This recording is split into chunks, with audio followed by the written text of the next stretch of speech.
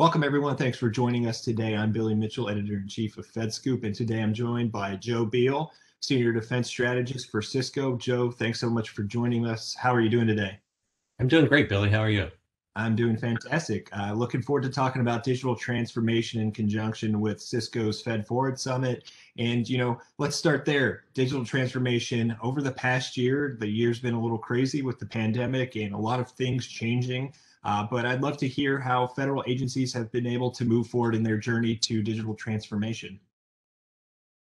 Yeah, it has been a really interesting year. The pandemic was one of the biggest drivers, obviously. It made everyone think about work, and coming to the conclusion that it's really what you do vice where you do it. So the rise of the hybrid workplace has been very important.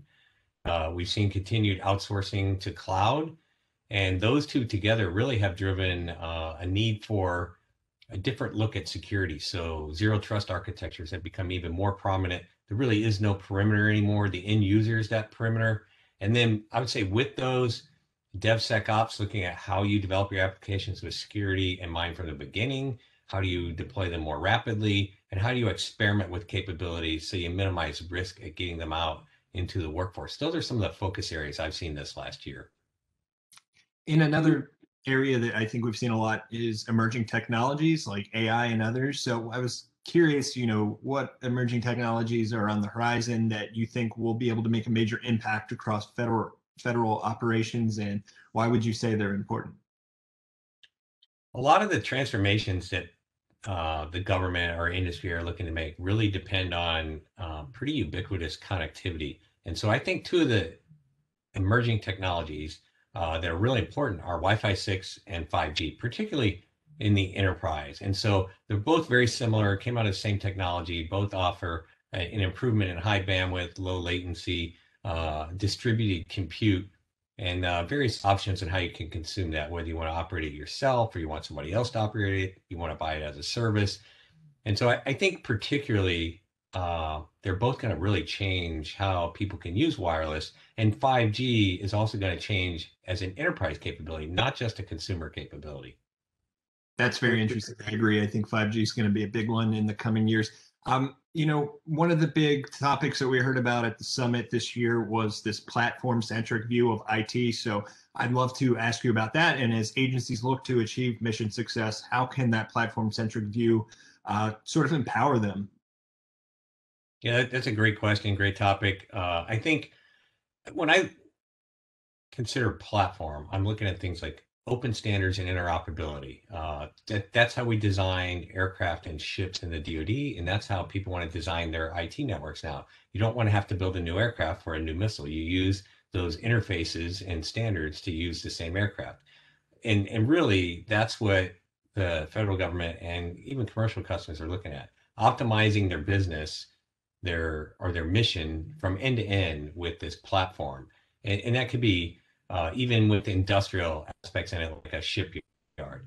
And so in that platform, what we're going to see, you mentioned artificial intelligence earlier, that needs to be put close to the data and where it really can make a difference. So you're going to see distributed compute. You could get that with 5G or just a standard architecture. And really, you want to get a roadmap that gets you on a path to build and leverage that platform so that your investments really keep you on that timeline, and that you can build in automation, artificial intelligence across the board in your platform. And then you can look at different ways to consume that, whether that needs to be a software subscription or as a service you get from somewhere else. And so the whole platform approach really does change the game with a very intense focus on that mission or business journey and the desired outcomes. That's great. Joe, as we close out here, I'd love to ask, about the what we talked about in the first question, which really is, the move to virtual and doing work anywhere. So as federal agencies continue to support their workforces to succeed in their mission from anywhere, any place, anytime, how are they able to do that successfully amid, the continuation of COVID-19?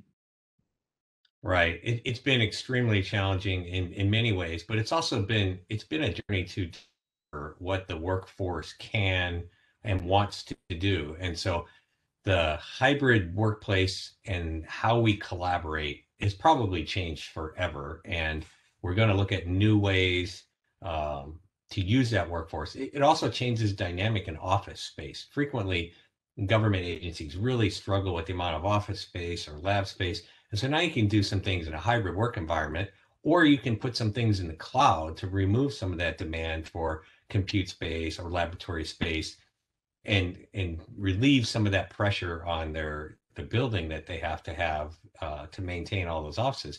And then really that brings zero trust into full focus. If you have this collaborative workspace, you have the cloud, you move to new technologies like 5G, the perimeter is gone. So zero trust, establishing that trust every time a device or a person accesses the network is very critical.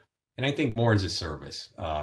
Do you really want to have this tremendously large staff to try to keep up with things, or do you want to offload some of those things to industry and say, hey, give this to me as a service, you manage it, I'll consume it?